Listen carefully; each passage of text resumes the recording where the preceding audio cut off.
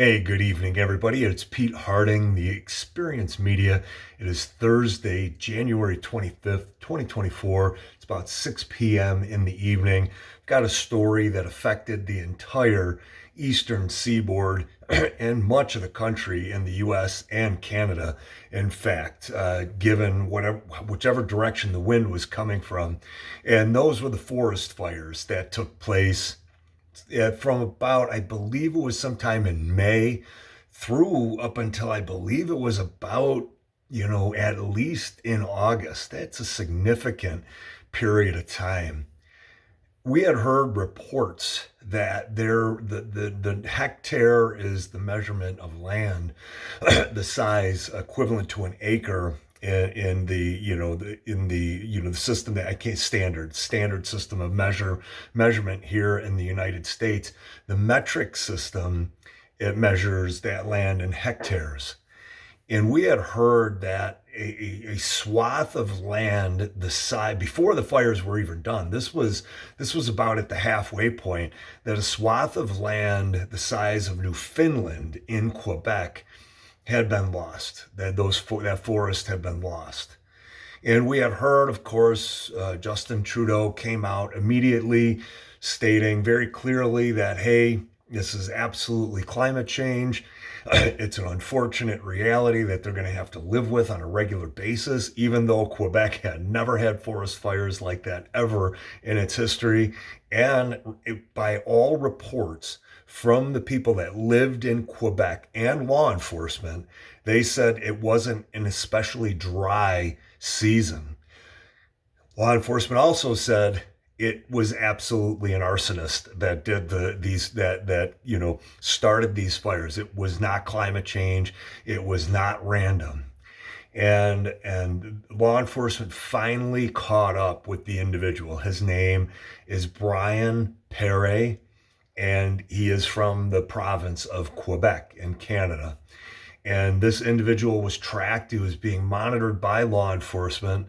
And notably, you never heard anything from Justin Trudeau or any of the people in his cabinet about what was happening. Justin Trudeau was, happy to pronounce that it was climate change that caused these forest fires and really didn't have much to say about that.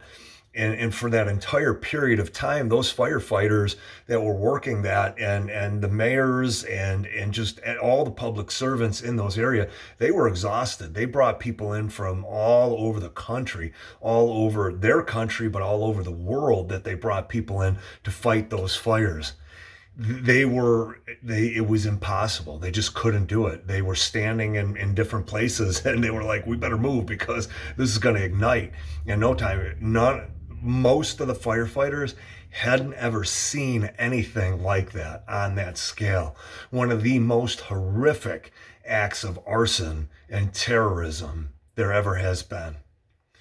And this individual in Quebec is only being charged with 13 counts of arson and 1 count of arson with intent to destroy. Hundreds of homes were lost. I can imagine, excuse me, the thousands upon thousands of people's lives that were altered. I know here in the Buffalo area, you couldn't breathe. It was impossible to breathe when those fires, when the prevailing winds were coming this way and they were blowing the smoke. People had all different types of respiratory issues. And this man who is he believes in climate change. And he was posting, even after he had ignited the fires, on his social media accounts that it was climate change that was causing all of these fires. Coincidentally, the very first fire, the very day, the day that the first fire started was the same exact day that probably one of his heroes, another eco-terrorist who had started forest fires all over this country and Canada, was sentenced. I can't remember the time for how many years that she was sentenced to, but it was the same exact day that she was being sentenced that he started all of these fires. It was with malice and it was in retaliation. And there are no terrorist charges against this individual. Also, in Canada as well as the US, they love their animals. And my question about these fires in Quebec originally was, will the individual that they end up finding responsible for this be charged for all those deaths of all those animals that were in, out there in those forests? And I mean, people will say, yeah, well, that's kind of trivial. How is it trivial? When you have a farm that has animals and you have the SPCA come in, and those animals, they weren't even killing those animals, but those people are sometimes sentenced to more than 10 years in jail, depending on what happened. This individual was responsible for the loss of life is incalculable, completely and utterly incalculable. The loss of all the resources is incalculable. And for it just to be arson and that's it, and not any other charges by the district attorney that's handling that case up in Quebec, I would certainly, people will say, well, he was charged with 13, counts of arson and one, with, intent to destroy. I really, when you look at some of these DAs, it defies logic as to why they do what they do, and what they. Some cases it seems like there's no way they should do what they're doing, and other cases you're like, why aren't they doing more? I'm grateful that this individual was caught, finally caught, and the truth was set free. But again, you haven't heard anything from Trudeau or anybody in Canada. The media, their mainstream media, won't even cover it. They were happy for it to fall on, climate change, because that suits their narrative. This individual, I believe the trial is still ongoing, and we don't know how that's going to go, but I will absolutely follow up on this story. I'm going to put a link to it as well. There are some important details in there that you should take a look at and read about. I didn't want to get into all of those because you can read them. I kind of wanted to more talk about some of the things that weren't included in that article, and the injury and the damage that was sustained to all, like I said, all over and up and down the eastern seaboard and the northeast here.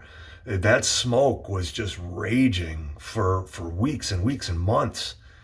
And I remember the one day we all went out, we were like, man, it's not over yet. It seemed like it had ended, but it didn't. And all of those people that had all those respiratory conditions, like, I don't know what that would be considered, if it would be assault, but obviously it's over the border. So this district attorney, she couldn't do anything about that. But it seems to me that this individual should be punished to the harshest extent. And to the police and the authorities up there in Canada, as well as those independent journalists that made sure that this story didn't end at just climate change conveniently, that they stayed on top of that tenaciously. I am so grateful and thankful to them and law enforcement. How law enforcement ended up catching this individual was they had been monitoring his social media accounts. They had kind of made a profile of who the individual would be. They had narrowed it down to this individual. They put a tracking device on his vehicle, and then he just like every true arsonist does, they go back to the point of attack, and he had gone back several different times to those points where he had started those fires, where law enforcement knew those fires were ignited. And it was at that point that they arrested him, they questioned him, and he admitted to setting the fires. I believe there were 14 fires. He admitted to 9, so they are still looking for somebody else that did start those other fires. They say that there were 21 fires in total up in Quebec. Just tragic. And we're praying for everybody up in Quebec. That is a great area of the world, beautiful area of the world. And it's just so tragic to see what happened at the hands of one individual and his hero, that other eco-terrorist that did the same exact thing as he did, that was sentenced. I think it was maybe 5 years she was sentenced to. But again, not an appropriate amount of time for the nature of the the disaster that both of them incurred on people, the loss of just all of the woodland and all of those animals. And again, I just want to emphasize that if it's the SPCA, if you're cruel to one animal, the amount of time that you can do in prison is a lot of time. There were a lot of animals in those woods and a lot of homes. 500 homes lost. And he was responsible for every single one of them. This is Pete Harding for the Experience Media. If you do have anything to add to this story, that if you've heard anything else, by all means, please add it in the comment section. If you've got any questions about it, feel free to email us at theexperiencemedia@gmail.com. God bless, much love, huge hugs, take care, stay healthy, and I will see you soon.